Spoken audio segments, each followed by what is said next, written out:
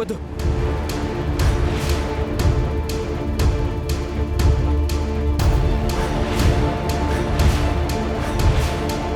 వద్దురా.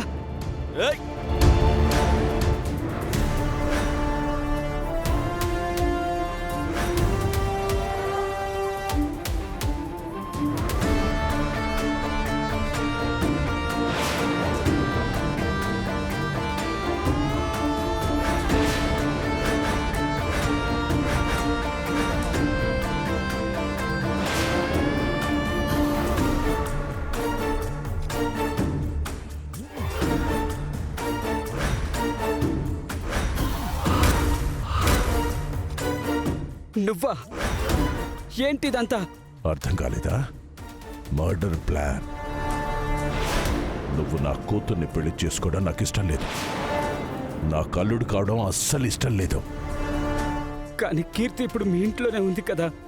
ఇవాళుంది, కానీ రేపుంటుందన్న గ్యారంటీ లేదు నాకు. ఎందుకంటే అక్కడ నీ మాయలాడి చెల్లెలు తులసుంది కదా. అది ఏదో ఒకటి చేసి మళ్ళీ కీర్తి నీ దగ్గరికి పంపిస్తుంది. కానీ నువ్వే లేకపోతే నా కూతురు నా దగ్గరే సేఫ్గా ఉంటుంది కదా.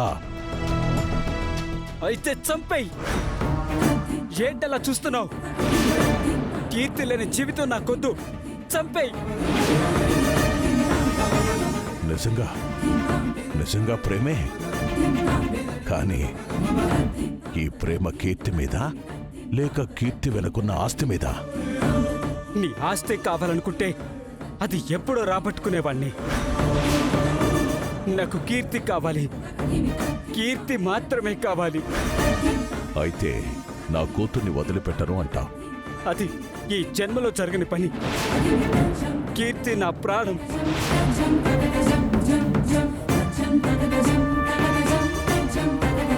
అయితే చంపాల్సింది నిన్ను కాదురా, నా కూతుర్ని.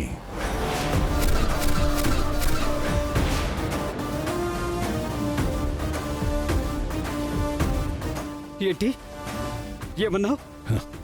నీకింత ప్రేముందని తెలిస్తే అది నిన్ను వదిలిపెట్టదు. అందుకే నిన్ను చంపితే అది నీ కోసం ఏడుస్తుంది. అది నేను అస్సలు తట్టుకోలేను. అందుకే దాన్నే చంపేస్తా.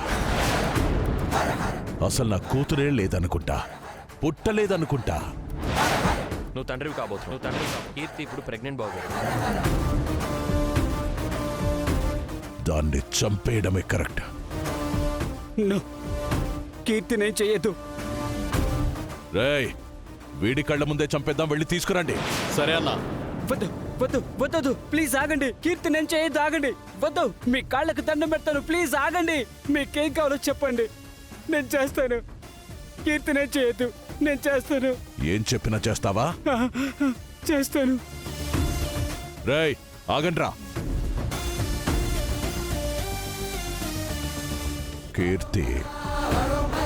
కీర్తి శేషురాలు అవ్వకుండా ఉండాలంటే అది రేపు మనసు మార్చుకొని నీ దగ్గరికి వస్తే నువ్వు తిరిగి నా దగ్గరికి పంపేయాలి. అది ఎలా ఉండాలి అంటే మళ్ళీ జన్మలో నీ మొహం చూడకూడదు, నీ గురించి వినకూడదు. నువ్వేం చేస్తావో నాకు తెలీదు, కానీ నీ పేరు చెప్తేనే నా కూతురు అసహించుకోవాలి. అలా చేస్తానంటేనే కీర్తి ప్రాణాలతో ఉంటుంది. లేదంటే చేస్తాను. నువ్వు చెప్పినట్టే చేస్తాను. కీర్తి నన్ను అసహించుకునేలా నేను చేస్తాను. అసహించుకునేలా చేస్తాను. కీర్తి బాగుంటే చాలు. నేను ఎన్ని బాధలైనా భరిస్తాను. కీర్తి కోసం ఎన్ని బాధలైనా భరిస్తాను.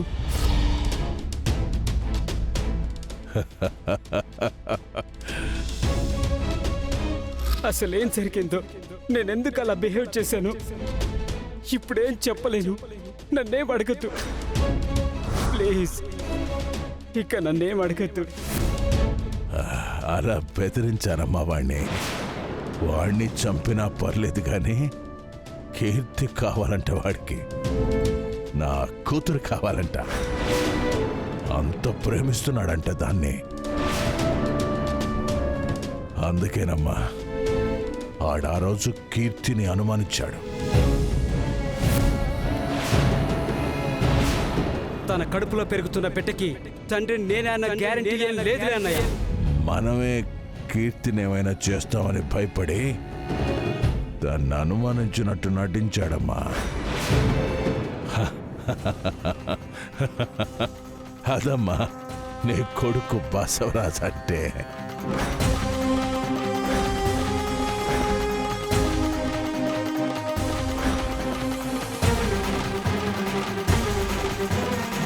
అంటే వదిన కడుపులో పెరుగుతున్న బిడ్డను కాపాడుకోవటం కోసం అన్నయ్య ఇదంతా చేశాడా? బసవా, బసవా,